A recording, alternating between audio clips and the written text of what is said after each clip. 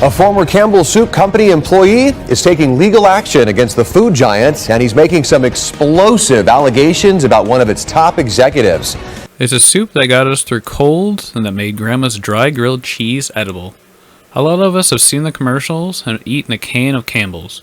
Times have changed in the eyes of a lot of people, from comfort to disgust.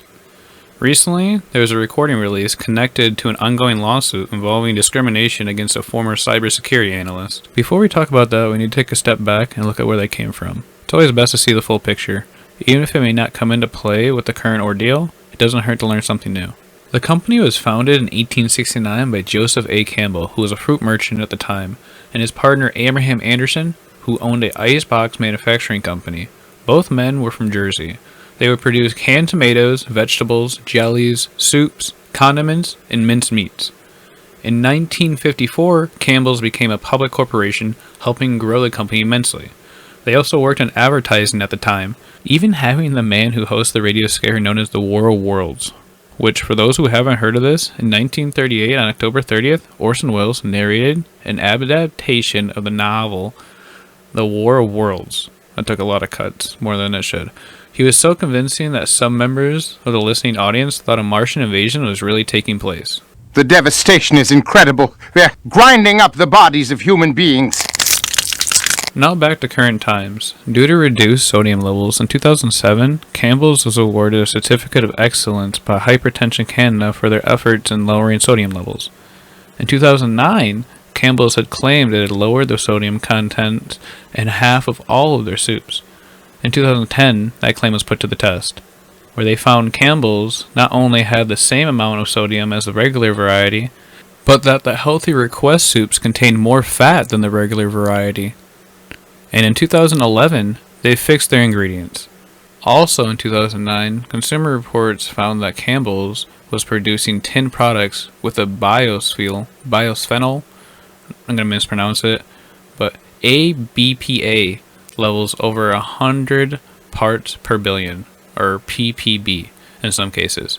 In most cases, the samples taken all exceeded the recommended daily amount. BPA is a coating that is in a lot of our day-to-day items, but should not be taken lightly, as long-term effects have not yet been recorded. In 2012, Campbell's contributed $500,000 to a political campaign set up to oppose an initiative demanding mandatory labeling of foods containing genetically modified ingredients sold in California. Later in 2016, the company decided to support mandatory labeling and announced they would label their products. This is just one of many of their brands they own. A few you might have heard of are Prego Pasta Sauce, V8, Cape Cod, Pacific Food, and Snyder's of Hanover's. They make so many of the snacks and drinks we all love. Back to the present-day lawsuit filed by Robert Garza, a former cybersecurity analyst for the company. In the lawsuit, it is alleged that Garza was fired after complaining about racist comments made by an executive. That executive being Martin Bali, the Vice President of Information Technology at Campbell's. Robert Garza recorded a conversation between Bali and himself. Garza was looking to get a raise when Bali started to say racist remarks, and even going on to say the meat Campbell uses is 3D printed and the soups are unhealthy in general. From our perspective, we're looking at healthy brands, avocado-based oils, healthy. If you look at our pantry, we have for poor people, right? We have that's for poor people. Who buys our? I don't buy Campbell's products barely anymore. It's not healthy. Now that I know what's in it, bioengineered meat. I don't want to eat a piece of chicken that came from a 3D printer. Do you? Niggas don't know another thing. They couldn't think for the I like you dumb. After this was made public as a part of that lawsuit, Campbell's Soup made a public statement. They publicly apologized for Martin's actions and announced that Martin Bali was no longer with the company. My question is, why wasn't he fired when they were first made aware of it? According to sources, Garza reported the incident right after it happened in January 2025. So it makes it look like Campbell's only fired him out of fear of public backlash.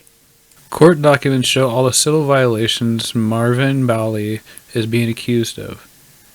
We will be keeping a close eye on this and report any new developments.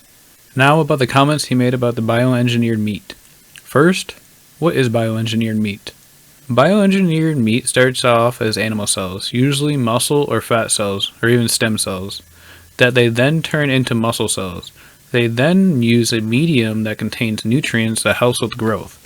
They sometimes use something called edible scaffolding to help with the expansion. The meat is then monitored until ready to harvest.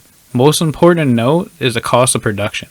For 1 pound of beef, it costs $2,400 to produce, USD. So why would Campbell's choose to put that in canned soup?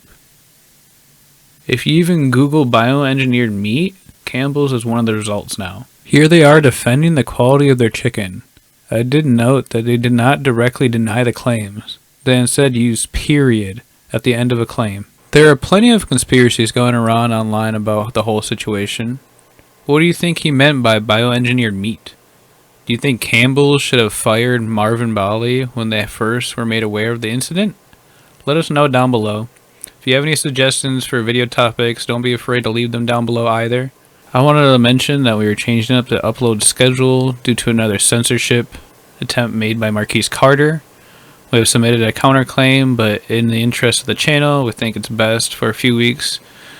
We will be attempting to switch up to TikTok and Instagram for uploads regarding Scar in the Woods, 777 Reek, and Marquise Carter.